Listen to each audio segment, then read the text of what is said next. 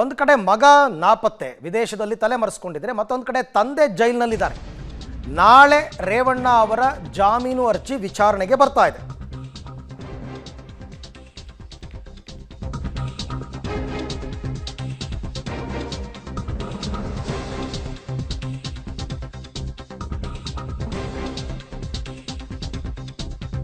ಕೇಸ್ನಲ್ಲಿ ಜೈಲಿನಲ್ಲಿದ್ದಾರೆ ಮಾಜಿ ಸಚಿವ ರೇವಣ್ಣ. ನಾಳೆ ಮಾಜಿ ಸಚಿವ ರೇವಣ್ಣಗೆ ಜಾಮೀನು ಸಿಗುತ್ತಾ ಅಂತ ಕಳೆದ 4 ದಿನಗಳಿಂದ ಜೈಲುವಾಸ ಅನುಭವಿಸ್ತಾ ಇದ್ದಾರೆ ರೇವಣ್ಣ ಅವರು. ನಾಳೆ ಬೇಲ್ ಸಿಗುವ ನಿರೀಕ್ಷೆಯಲ್ಲಿದ್ದಾರೆ.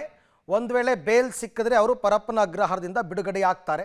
ಇಲ್ಲ ಆಕ್ಷೇಪಣೆಗಳು ಸಲ್ಲಿಸಿ ಕೋರ್ಟ್ ಇಲ್ಲ ಜಾಮೀನು ಕೊಡೋಕ್ಕಾಗಲ್ಲ ಅಂತಂದರೆ ಜೈಲುವಾಸ ಮುಂದುವರಿಬೇಕಾಗತ್ತೆ.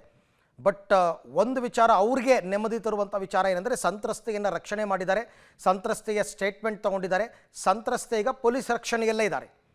ಹಾಗಾಗಿ ಇನ್ನು ಸಾಕ್ಷಿಗಳ ಮೇಲೆ ಪ್ರಭಾವ ಬೀರುವಂತಹ ಸಾಧ್ಯತೆಗಳಿಲ್ಲ ಅಂತ ನ್ಯಾಯಾಲಯಕ್ಕೆ ಏನಾದ್ರು ಅನಿಸಿದ್ರೆ ಆಗ ರೇವಣ್ಣ ಅವರಿಗೆ ಜಾಮೀನು ಕೊಡಬಹುದು. ಆ ಸಾಧ್ಯತೆಗಳು ಕೂಡ ಇದೆ. ಆದರೆ ಒಂದು ವೇಳೆ ಏನಾದರೂ ಆಕ್ಷೇಪಣೆಗಳ ಸಲ್ಲಿಕೆ ಆದರೆ ಸಲ್ಲಿಸ್ತಾರೆ. ಬಟ್ ನೋಡೋಣ. ಈ ಬಗ್ಗೆ ಮತ್ತಷ್ಟು ಮಾಹಿತಿ ನನ್ನ ಕೊಲೀಗ್ ನರಸಿಂಹಮೂರ್ತಿ ಅವರಿಂದ ಪಡೆಯೋಣ. ಮೂರ್ತಿ, ಈಗ ಒಂದು ಕಡೆ ಸಂತ್ರಸ್ತೆಯನ್ನು ರಕ್ಷಣೆ ಮಾಡಲಾಗಿದೆ, ಸ್ಟೇಟ್ಮೆಂಟ್ ತೊಗೊಂಡಿದ್ದಾರೆ, ಪೊಲೀಸರ ರಕ್ಷಣೆಯಲ್ಲೇ ಇದ್ದಾರೆ ಸಂತ್ರಸ್ತೆ. ಹೀಗಿರುವಾಗ ಜಾಮೀನು ಸಿಗುವ ಸಾಧ್ಯತೆ ಎಷ್ಟರ ಮಟ್ಟಿಗಿದೆ ರೇವಣ್ಣ ಅವರಿಗೆ ಅಂತ?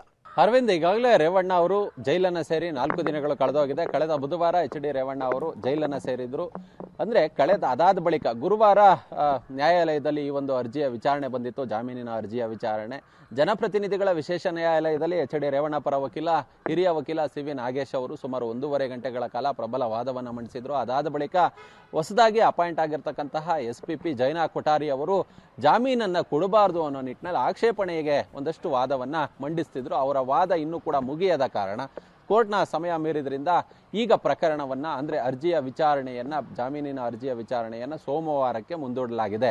ನಾಳೆ ಜನಪ್ರತಿನಿಧಿಗಳ ವಿಶೇಷ ನ್ಯಾಯಾಲಯದಲ್ಲಿ ಈ ಅರ್ಜಿಯ ವಿಚಾರಣೆ ಬರುತ್ತೆ. ಮತ್ತು SPP ಪರ ವಕೀಲರು ಪ್ರಬಲವಾಗಿ ವಾದವನ್ನು ಮಾಡೋದಕ್ಕೆ ಸಿದ್ಧತೆಗಳನ್ನು ಸಹ ಮಾಡಿಕೊಂಡಿದ್ದಾರೆ. ಅವರ ವಾದ ಅರ್ಧ ಮುಗಿದಿದೆ, ಇನ್ನೂ ಅರ್ಧ ಮುಗಿಬೇಕು.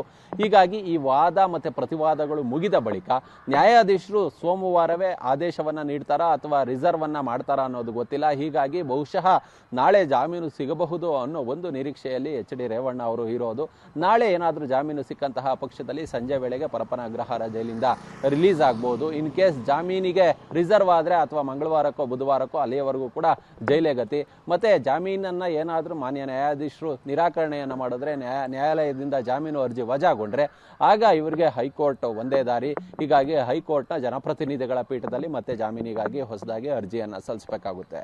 ಓಕೆ ಮೂರ್ತಿ, ಥ್ಯಾಂಕ್ ಯು ತಮ್ಮ ಎಲ್ಲ ಮಾಹಿತಿಗಾಗಿ. ಸೊ ನಾಳೆ ಏನಾದರೂ ಕೋರ್ಟ್ ಜಾಮೀನು ನಿರಾಕರಿಸಿದ್ರೆ ಹೈಕೋರ್ಟ್ನ ಜನಪ್ರತಿನಿಧಿಗಳ ಬೆಂಚ್ಗೆ ಅವರು ಹೋಗಬೇಕಾಗತ್ತೆ.